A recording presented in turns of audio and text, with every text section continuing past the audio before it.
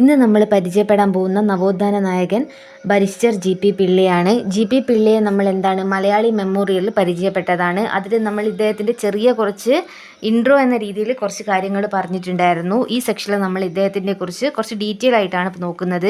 അപ്പം ഇദ്ദേഹത്തിൻ്റെ മുഴുവൻ പേര് എന്ന് പറയുന്നത് ഗോവിന്ദൻ പരമേശ്വരൻ പിള്ള എന്നാണ്. ഇദ്ദേഹം അറിയപ്പെടുന്നത് എന്തൊക്കെയാണ്? തിരുവിതാംകൂറിലെ വന്ധ്യവയോധികൻ, ഒന്നാമത്തെ കോൺഗ്രസ്സുകാരൻ, ഗാന്ധിജിയുടെ ആത്മകഥയിൽ പരാമർശിച്ച ഏക മലയാളി, തിരുവിതാംകൂറിലെ രാഷ്ട്രീയ പ്രക്ഷോഭത്തിൻ്റെ പിതാവ്, തിരുവിതാംകൂറിലെ ആദ്യ അഭിഭാഷകൻ, കേരളത്തിൻ്റെ രാഷ്ട്രീയ ഗുരു എന്നൊക്കെയാണ് ഇദ്ദേഹം അറിയപ്പെടുന്നത്. ഇനി നമ്മൾ അടുത്തതായിട്ട് ന്യൂസ് പേപ്പറുമായിട്ട് ബന്ധപ്പെട്ട കുറച്ച് ഫാക്റ്റുകളാണ് നോക്കുന്നത്. ഇപ്പം ദക്ഷിണേന്ത്യയിലെ ആദ്യത്തെ ഇംഗ്ലീഷ് പത്രം എന്ന് പറയുന്നത് മദ്രാസ് സ്റ്റാൻഡേർഡാണ്. മദ്രാസ് സ്റ്റാൻഡേർഡ് സ്റ്റാർട്ട് ചെയ്യുന്നത് 1877 ആ ഒരു പത്രത്തിൻ്റെ ആദ്യ പത്രാധിപൻ എന്ന് പറയുന്നത് ആരാണ്? ജി.പി. പിള്ളയാണ്. പിന്നീട് ഇദ്ദേഹം ഹിന്ദു, ദ മെയിൽ എന്നുള്ള പത്രത്തിൻ്റെയൊക്കെ പത്രാധിപരാകുന്നുണ്ട്. മദ്രാസ് സ്റ്റാൻഡേർഡ് എങ്ങനെ അറിയപ്പെടുന്നുണ്ട്? എഡിറ്റേഴ്സ് എഡിറ്റർ എന്നും അറിയപ്പെടുന്നുണ്ട്. അപ്പോൾ നമ്മളോട് എഡിറ്റേഴ്സ് എഡിറ്റർ എന്നറിയപ്പെടുന്ന പത്രം ഏതാണെന്ന് ചോദിച്ചാൽ അതും മദ്രാസ് സ്റ്റാൻഡേർഡാണ്. ഇനി നമ്മൾ ഇദ്ദേഹമായിട്ട് ബന്ധപ്പെട്ടിട്ടുള്ള ലേഖനങ്ങൾ, അതായത് ഇദ്ദേഹം പല തൂലികാ നാമങ്ങളിലും പല പത്രങ്ങളിലൊക്കെ ആയിട്ട് ലേഖനങ്ങളൊക്കെ എഴുതിയിട്ടുണ്ട്. ആ ഒരു ഭാഗമാണ് നമ്മൾ നോക്കാൻ പോകുന്നത്. മഹാരാജാസ് കോളേജിൽ പഠിക്കുന്ന സമയത്ത് ഇദ്ദേഹം തിരുവിതാംകൂറിലെ ദിവാനായിട്ടുള്ള രാമയ്യങ്കാർക്കെതിരെ ലേഖനങ്ങൾ എഴുതുന്നുണ്ട്. അത് ഏത് പത്രത്തിലാണ് എഴുതുന്നതെന്ന് ചോദിച്ചിട്ടുണ്ടെങ്കിൽ വെസ്റ്റേൺ സ്റ്റാർ അഥവാ പശ്ചിമ താരകം എന്നുള്ള പത്രത്തിലാണ്. പശ്ചിമ താരകം നമുക്കറിയാം ദേവ്ജി ബീർജിയുടെ പത്രമാണ്. ഇത് ആരാണ്? ഇതിലെ പത്രാധിപനായിട്ട് ആര് വർക്ക് ചെയ്തിട്ടുണ്ട്? നമ്മുടെ കണ്ടത്തിൽ വർഗീസ് മാപ്പിള വർക്ക് ചെയ്തിട്ടുണ്ടെന്ന് നമ്മൾ പഠിച്ചിട്ടുണ്ട്. അപ്പം ഇതേ പത്രത്തിൽ ഈ ജി.പി. പിള്ള രാമയ്യങ്കാർക്കെതിരെ ലേഖനം എഴുതുന്നുണ്ട്. ആ ഒരു ലേഖനം എഴുതുന്ന തൂലികാ നാമം എന്ന് പറയുന്നത് പ്രോ പാട്രിയ എന്നാണ്. അപ്പം പ്രോ പാട്രിയ എന്നുള്ള തൂലികാ നാമത്തിൽ ഇദ്ദേഹം പത്രത്തിൽ എഴുതിയിട്ടുണ്ട്. അടുത്തത് രാജ്യസ്നേഹി എന്ന തൂലികാ നാമത്തിൽ മദ്രാസ് ടൈം എന്ന ദിനപത്രത്തിൽ ഇദ്ദേഹം എഴുതുന്നുണ്ട്. അതിലെന്താണ്? തിരുവിതാംകൂർക്കാർക്ക് എന്നുള്ള എഡിറ്റോറിയലൊക്കെ അദ്ദേഹം ഇതിൽ പബ്ലിഷ് ചെയ്തിട്ടുണ്ട്.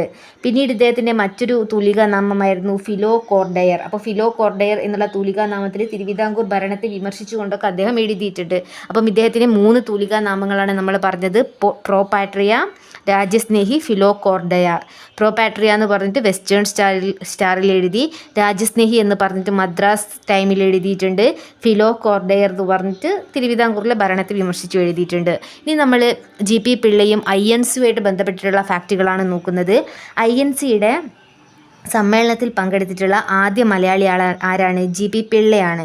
ഇനി ഇദ്ദേഹം കോൺഗ്രസ്സിൽ അംഗത്വം എടുക്കുന്ന ആദ്യ മലയാളി കൂടിയാണ്. പിന്നീട് ഇദ്ദേഹം 1889 INC സമ്മേളനത്തിൽ പങ്കെടുക്കുന്നുണ്ട്. അത് ബോംബെയിലായിരുന്നു നടന്നിട്ടുണ്ടായിരുന്നത്. വില്യം വെഡർബേൺ ആയിരുന്നു ആ ഒരു INC പ്രസിഡൻ്റായിട്ട് ഉണ്ടായിട്ടിരുന്നത്. ഇനി 1894 വരുമ്പം ആ സമയത്തുള്ള INC-യിൽ, മദ്രാസിൽ നടന്ന INC-യിൽ ഇദ്ദേഹം പങ്കെടുക്കുന്നുണ്ട്. അത് ആൽഫ്രഡ് വെബർ ആയിരുന്നു അതിൻ്റെ പ്രസിഡന്റ് എന്ന് പറയുന്നത്. അതിൽ ഈ 1894 INC സമ്മേളനത്തിൽ സെക്രട്ടറി ആയിട്ടുള്ള ആദ്യ മലയാളി കൂടിയാണ് നമ്മുടെ ജി.പി. പിള്ള. ഇത്രയാണ് INC-യുമായിട്ട് ബന്ധപ്പെട്ടിട്ടുള്ള ഫാക്റ്റുകൾ. അടുത്തത് നമ്മൾ ലണ്ടനും ജി.പി. പിള്ളയുമായിട്ട് ബന്ധപ്പെട്ടിട്ടുള്ള കുറച്ച് കാര്യങ്ങളാണ് നോക്കുന്നത്. ഇദ്ദേഹം പിന്നോക്ക വിഭാഗങ്ങളുടെ കഷ്ടപ്പാടുകളൊക്കെ ബ്രിട്ടീഷ് പാർലമെൻറ്റിൽ ഉന്നയിക്കാൻ വേണ്ടിയിട്ട് പോകുന്നുണ്ട്. ആരുടെ അഭ്യർത്ഥന പ്രകാരമാണ് പോകുന്നത് എന്ന് വെച്ചിട്ടുണ്ടെങ്കിൽ ഡോക്ടർ പൽപ്പുവിൻ്റെ അഭ്യർത്ഥന പ്രകാരമാണ് പോകുന്നത്. അങ്ങനെ ഇംഗ്ലണ്ടിലേക്ക് പോകുന്നത് സ്വാമി വിവേകാനന്ദ കത്തുമായിട്ടാണ്. അപ്പം കത്ത് ആരുടേതാണ്? സ്വാമി വിവേകാനന്ദത്. ആരാണ് ഇദ്ദേഹത്തെ ഇങ്ങനെ പോകണമെന്ന് പറഞ്ഞ് റെക്കമെൻഡ് ചെയ്തത്? അത് ഡോക്ടർ പൽപ്പുവാണ്. പിന്നീട് ഇദ്ദേഹം ഇംഗ്ലണ്ടിൽ വിക്ടോറിയ രാജ്ഞിയുടെ വജ്ര ജൂബിലി ആഘോഷ സമയത്ത് ഡോക്ടർ TM നായരുപൊത്ത് പോകുന്നുണ്ട്. ആ ഒരു വിക്ടോറിയ രാജ്ഞിയുടെ വജ്ര ജൂബിലി ആഘോഷം എന്ന് പറയുന്നത് 1897 സമയത്തായിരുന്നു. പിന്നീട് ഇദ്ദേഹം ആദ്യമായിട്ട് ഇംഗ്ലണ്ടിൽ പോയ തിരുവിതാംകൂർക്കാരനായി മാറുകയാണ് ചെയ്യുന്നത്. കാരണം ഇദ്ദേഹത്തിന് മുമ്പ് ആരും നമ്മുടെ തിരുവിതാംകൂറിൽ ഇംഗ്ലണ്ടിലൊന്നും പോയിട്ടില്ല. അപ്പം ഇദ്ദേഹമാണ് ആദ്യമായിട്ട് ഇംഗ്ലണ്ടിൽ പോകുന്നത്. ഇനി ഇദ്ദേഹം ആരംഭിച്ചിട്ടുള്ള സംഘടനകളിലേക്ക് പോവുകയാണെങ്കിൽ മദ്രാസ് സോഷ്യൽ റിഫോം അസോസിയേഷനാണ് ഇദ്ദേഹം മെയിനായിട്ട് ആരംഭിച്ചത്. പിന്നീട് മലയാളി സഭ എന്നുള്ളൊരു സംഘടനയുണ്ട്. പക്ഷേ അതെന്ന് പറയുന്നത് ഇദ്ദേഹം വിദ്യാർത്ഥിയായിരിക്കെ ഈ വിദ്യാർത്ഥികൾക്കിടയിൽ വേണ്ടി പ്രവർത്തിക്കാൻ വേണ്ടിയിട്ട് തുടങ്ങിയിട്ടുള്ളൊരു ചെറിയ സംഘടനയാണ്. മെയിനായിട്ട് മദ്രാസ് സോഷ്യൽ റിഫോം അസോസിയേഷനാണ്. പിന്നീട് ഇദ്ദേഹത്തിൻ്റെ ബുക്കുകളിലേക്ക് വരികയാണെങ്കിൽ ഇന്ത്യൻ കോൺഗ്രസ്മാൻ ഇദ്ദേഹത്തിൻ്റെ ബുക്കാണ്. റെപ്രസെൻറ്റേറ്റീവ് ഇന്ത്യ എന്ന് പറയുന്നത് ഇദ്ദേഹത്തിൻ്റെ ബുക്കാണ്. പിന്നീട് ലണ്ടനും പാരീസും ഭാരതത്തിൻ്റെ കണ്ണിൽ എന്ന് പറയുന്നതും ഇദ്ദേഹത്തിൻ്റെ ബുക്കാണ്. ഈ 3 ബുക്കുകളാണ് ഇദ്ദേഹം എഴുതിയിട്ടുള്ളത്. പിന്നീട് ഇദ്ദേഹം 39-ാം വയസ്സിൽ ക്ഷയരോഗം വന്നിട്ടാണ് മരണപ്പെടുന്നത്.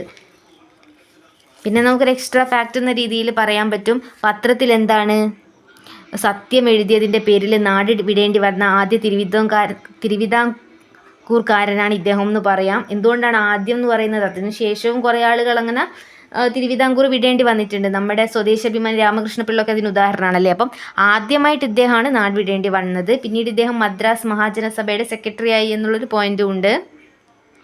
മദ്രാസ് മഹാജനസഭയെക്കുറിച്ച് പറയാനാണെങ്കിൽ അത് 1884 മെയ് 16 അത് ഫോം ചെയ്യുന്നത്. അത് ചെന്നൈയിലാണ് ഫോം ചെയ്തത്. അതിലെ മെയിനായിട്ടുള്ള ആളുകളാണ് വീരരാഘവാചാര്യർ, പിന്നെ ജി സുബ്ബരയ്യർ, പി അനന്തചാർലു എന്നിവരൊക്കെ. നമ്മുടെ സൗത്ത് ഇന്ത്യയിലെ ഏർലിയസ്റ്റ് ആയിട്ടുള്ള ഒരു നാഷണലിസ്റ്റ് ഒബ്ജക്റ്റീവ് ഒക്കെ വെച്ചിട്ടുള്ള ഒരു ഓർഗനൈസേഷനാണ് നമ്മുടെ മദ്രാസ് മഹാജനസഭ എന്ന് പറയുന്നത്. ഒരു അഡീഷണൽ പോയിന്റ് പോലെ നമ്മൾ ഓർത്തിരിക്കുക. നമ്മൾ INC വരുന്നതിന് മുമ്പൊക്കെ എന്താണ് ഈ മദ്രാസ് മഹാജനസഭ ഫോം ചെയ്യുന്നുണ്ട്. ഇതിലെ ജി സുബ്ബരയ്യരാണ് നമ്മുടെ ഹിന്ദു പത്രത്തിൻ്റെ എഡിറ്ററും ഫൗണ്ടറും ഒക്കെ എന്ന് ജസ്റ്റ് ഒന്ന് ആലോചിക്കുക. ഇത്രയാണ് നമ്മൾ ബരിസ്റ്റർ GP പിള്ളയെക്കുറിച്ച് പഠിക്കുന്നത്.